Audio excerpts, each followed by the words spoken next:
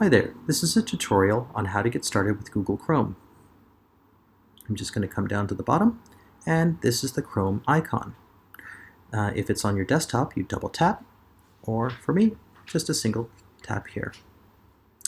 So this is what the window looks like. I'm just going to maximize it here. So we have a few features. Number one is the search bar in the middle. Now for the computers that you have, this only lets you search the internet. It doesn't allow you to type in a URL. But if we come over here, this allows you to type in URLs as well as searching the internet because of the way that the computers work are updated at the university. So what we've got here, got a little warning message saying there's an extension added. I'm just going to clear that and say remove from Chrome. Okay, so if you want to go to any of the settings for any reason, you can click on this tab and you can come down to the settings here. We also have a few other features and we're going to use those later. Zoom might also be nice, especially if you have to read documents that are online. So I'm just going to tap on the screen here and show you some of the other features. We also have tabs. Tabs allow you to switch between different web pages very, very quickly without having tons and tons of windows. I'll show you how that works. The most important feature that we have for this tutorial is to log in as a user. So you can log in to something like Gmail if you want to, but Gmail will make you log into everything else one by one. If you'll have to log into Chrome, you'll have to log into Drive, you'll have to log into Slides. So a way to have everything that's in this browser logged in is to log into the browser itself. It's different. So when you come in and you use a computer, what you can do is tap this one and you can turn on the sync. It will ask you for your username and password. I'm going to put in my student account, and then I'm going to put in my password, and press enter. Okay. So now you can see I have an S here and an S in the top corner. I'm going to turn on this syncing. Okay, so what it's going to do is it's going to have all of my settings from my main computer in this one now. So let's take a look at what happens if I just type in Drive.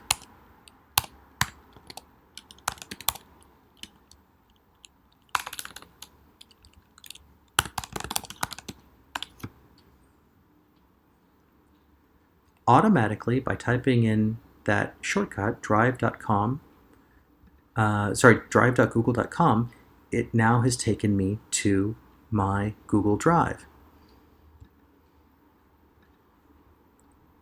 Unfortunately, there isn't much in here because it's a student account. However, I can also type in other sites. So say like Gmail.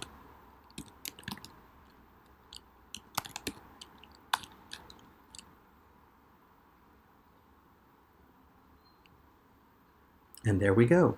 I don't have to log in again. It's already set up for me. Now, here's how tabs work. I'm going to come over here and I'm going to type in Drive. Now, because I'm already signed in, it's going to start remembering these preferences that I have. So I'm just going to type enter.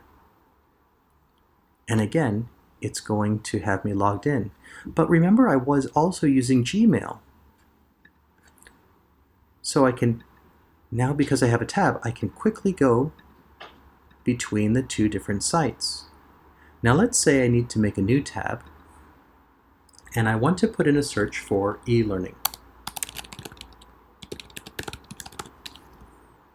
Okay, so now maybe there's some information that I want to search for, but I also want to have access to my Google Drive in case I want to copy some of that stuff over. So let's take a look at e-learning company. How about this one? Now, let's say I want to search several of these things, but if I click on one, it will take this window over to that page and I will lose this history. So here's what we can do. We can use tabs by right-clicking on the link, and instead of opening, we can open in a new tab.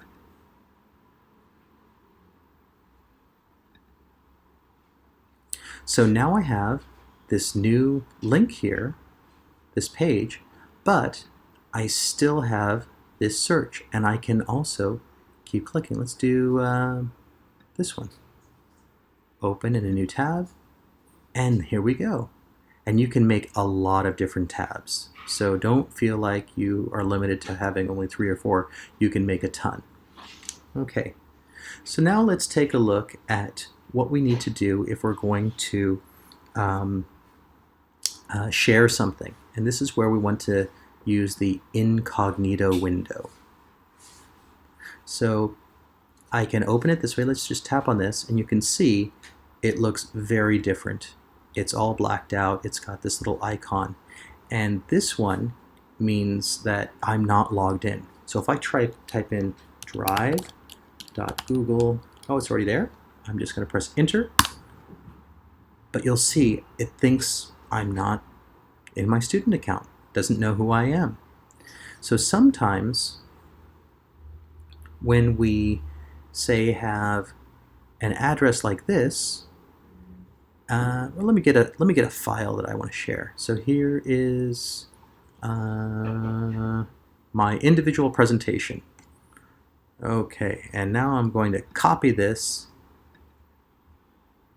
and if I make a new tab, because I'm logged in, it's my Google Chrome, it will work, and I'll say, hey, this is great, I can share it, no problem. But there is a problem, because if I take this link and I copy it and I go to the incognito window, I don't know if it's going to open. Actually, I think this one will open. So I'm going to, because of my sharing settings. Let's see. Yay, okay, but it still doesn't know that I'm logged in because it's using Chinese.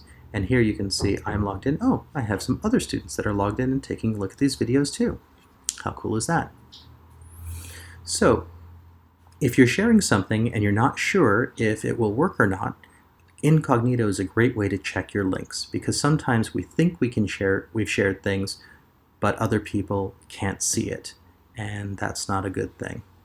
So, I hope you've gotten the basics of this, and I hope that you keep on logging in to your Chrome browser to help you remember all of your preferences and make it much faster for logging into different sites.